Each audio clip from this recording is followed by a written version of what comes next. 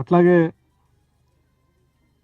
ఇందిరా మహిళా శక్తి సంఘాలకి మా లక్ష్యం 1000 మెగావాట్లు వాళ్ళకి అందించాలనేది. ఈ రెండు కూడా లక్ష్యాలు సాధిస్తామని మేము అనుకుంటున్నాం. భవిష్యత్తులో ఎలక్ట్రిసిటీలో విప్లవాత్మకమైనటువంటి మార్పులు తీసుకొని రావటం కోసం నిరంతరం రీసెర్చ్ జరుగుతూ ఉంది. ఆ జరిగేటువంటి రీసెర్చ్ని పెద్ద ఎత్తున తెలంగాణ రాష్ట్ర ప్రజలకి, గ్రామాలకి అందించాలనే లక్ష్యంతో ఈ రాష్ట్ర ప్రభుత్వం ముందుకు పోతా ఉంది. ముఖ్యమంత్రి రేవంత్ రెడ్డి గారు కానీ, కాంగ్రెస్ కేబినెట్ కానీ, ప్రభుత్వ కేబినెట్ కానీ, ఎలక్ట్రిసిటీ శాఖ చూస్తున్న నేను కానీ, మా అందరిది ఒకటే ఆలోచన.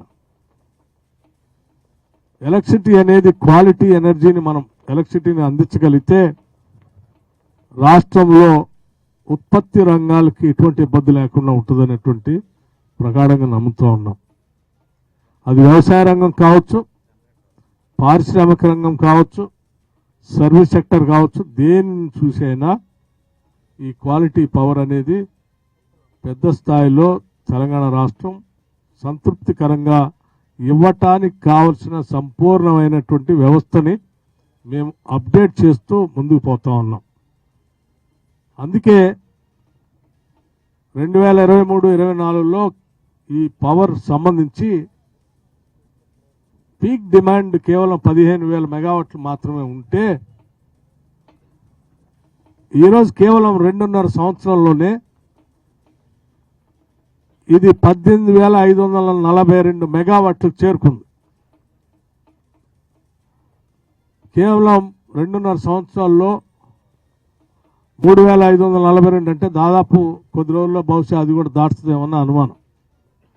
కేవలం 2 సంవత్సరాల్లో 3,542 మెగావాట్లు అధికంగా పీక్ డిమాండ్కి ఈ రాష్ట్రం వినియోగంలోకి వస్తే, వాడకంలో వస్తే కూడా ఎక్కడా చిన్న ఆటంకం లేకుండా, ఎక్కడ ఎటువంటి ఇబ్బంది లేకుండా విద్యుత్ శాఖ నిరంతరంగా ఈ కరెంటుని సరఫరా చేయగలిగాం.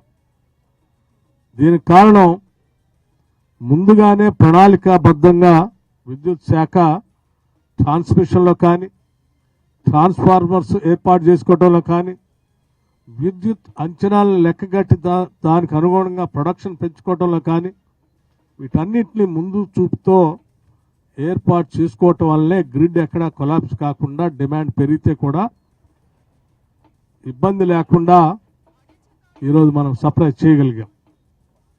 ఇది కాంగ్రెస్ ప్రభుత్వానికి ఉన్నటువంటి ముందు చూపు అని నేను స్పష్టంగా చెప్పడానికి ఎటువంటి సందేహం లేదు. భవిష్యత్తులో కూడా ఇంకా దీని పీక్ డిమాండ్ ఎంత పెరిగినా కానీ క్వాలిటీ పవర్ అందించడానికి రాష్ట్ర ప్రభుత్వం సిద్ధంగా ఉంది అని చాలా స్పష్టంగా చెప్పదలుచుకున్నాం. ఇలా క్వాలిటీ పవర్ స్పష్టంగా అందించగలిగాం కాబట్టే ఈరోజు రాష్ట్రంలో ఆహార ధాన్యాల ఉత్పత్తి చాలా పెద్ద ఎత్తున జరుగుతూ వచ్చింది. ఎంత పెద్ద ఎత్తున వచ్చిందనంటే ఈరోజు రాష్ట్రంలో ప్రొక్యూర్మెంట్ చూస్తూ ఉంటే ఇది ఊహకి అంచనాలకి అందనంత పెద్ద స్థాయిలో ఇవాళ ప్రొక్యూర్మెంట్ రాష్ట్రంలో జరుగుతూ ఉంది. ప్యాడీ ప్రొక్యూర్మెంట్ కానీ, మొక్కజొన్నలు కానీ, ఇతరత్ర ఏ ప్రొక్యూర్మెంట్ చూసినా తెలంగాణ రాష్ట్ర ప్రభుత్వం దేనికి వెరవకుండా ప్రతి గింజను కూడా కొనటానికి ముందుకొస్తూ కొంటూ పోతా ఉంది. ఉదాహరణకి నిన్న అకాల వర్షం వస్తే కొన్ని చోట్ల ఈ ప్యాడీ తడిసిపోతే కూడా ప్రకృతి వైపరీత్యం వల్ల రైతాంగ సోదరులకి కొంత ఇబ్బంది కలిగితే కూడా ఆ ఇబ్బంది వాళ్ళకి ఇబ్బంది కలగకూడదని రాష్ట్ర ప్రభుత్వం ఆ ఇబ్బందిని తొలగించడం కోసం తడిసిన గింజలను కూడా కొనే ప్రక్రియను తీసుకొని ఈ రాష్ట్ర ప్రభుత్వం ముందుకు పోతా ఉంది. దీంట్లో భాగంగానే చాలా స్పష్టంగా రాష్ట్ర ప్రభుత్వం ప్రకటన చేసింది. దాంట్లో 9,214 మెట్రిక్ టన్స్ తడిసిన ధాన్యంని గుర్తిస్తే ఆ తడిసిన ధాన్యాన్ని కూడా ఒక్క గింజను కూడా వదిలిపెట్టకుండా ఎంఎస్పి ధరతోనే రాష్ట్ర ప్రభుత్వం కొనుగోలు చేసి బాయిల్డ్ రైస్ మిల్స్కి పంపిస్తూ ఈ రైతాంగాల్ని కాపాడినటువంటి విషయం మీ ద్వారా రాష్ట్ర ప్రజలకి, అట్లాగే రాష్ట్ర ప్రభుత్వం పైన బురద జల్లాలని ప్రయత్నం చేస్తున్న కొన్ని రాజకీయ పార్టీలు కూడా నేను ఈ స్పష్టత ఇవ్వాలనేటువంటి ఆలోచనతోనే ఈ విషయాన్ని చెప్తా ఉన్నాను. కొన్ని పత్రికల్లో చూశాను నేను ఈరోజు, కల్లాల్లో రైతుల కన్నీళ్లు.